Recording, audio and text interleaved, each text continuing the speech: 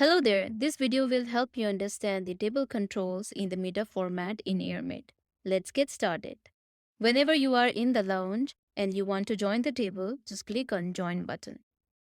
The first table control here is the table layout. You can select the table layout as per your need. You can also turn on or turn off your camera and mic. If there are more than one people on this table, you can also click on this icon to share your screen. If you have any camera or mic issues, you can click on this icon to set them up. And if you also want to select the virtual background, you can do it from here. Or if you want to add your own background, you can click on here and select the virtual background and upload it. Once done, you can save it. You can also invite others to your table by clicking on this icon. If you just click on this icon and click on Publish Invite, invitation will be shown up here. The people can click on this join icon to join you on this table.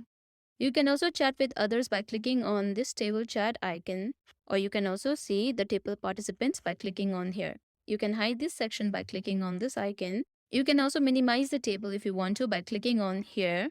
While the table is minimized, you will still be able to turn on or turn off your video and mic, or maximize this table by clicking on this maximize icon. You can also go full screen by clicking on this icon. And if you want to leave this table, just click on this cross icon. If you want to join another table, just click on join.